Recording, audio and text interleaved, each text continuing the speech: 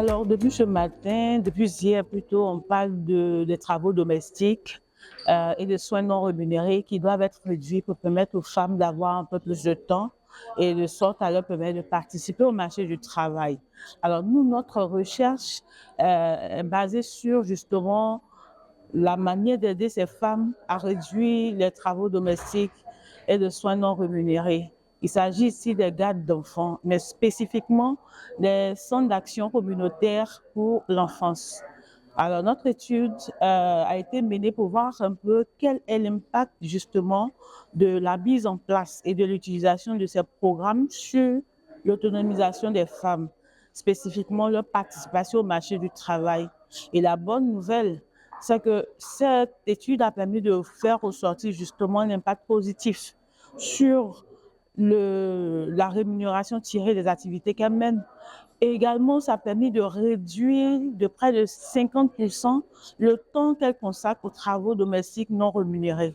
Et cela a été fait comparativement à des femmes qui leur sont semblables, mais qui n'ont pas des enfants dans les CACE, c'est-à-dire des services de garde d'enfants. Donc, voici un peu ce qu'on peut dire pour dire que la femme a besoin d'un peu d'aide. Lorsqu'elle a une aide, cette femme peut être un peu plus épanouie.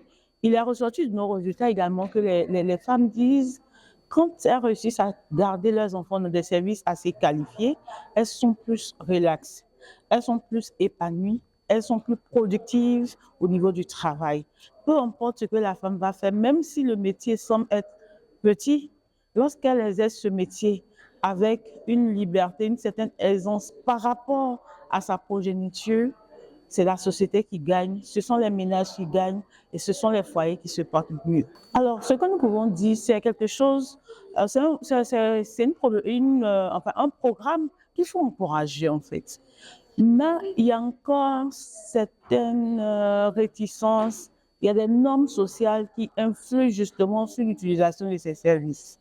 Il faut plus de sensibilisation, montrer l'importance. Et notre étude fait partie des éléments de plaidoyer, tant au niveau du politique, qui est déjà bien conscient de ce fait. Cependant, il n'y avait pas vraiment beaucoup de preuves, puisqu'en Afrique, il n'y a pas d'études en tant que telles ayant été menées de manière scientifique et avec des méthodes assez rigoureuses. C'est ce que nous avons fait. Et donc, nous pensons que encourager ce type de programme, mettre à échelle, les politiques s'y investissent, les populations aussi sont sensibilisées sur l'importance de l'utilisation de ces gardes d'enfants.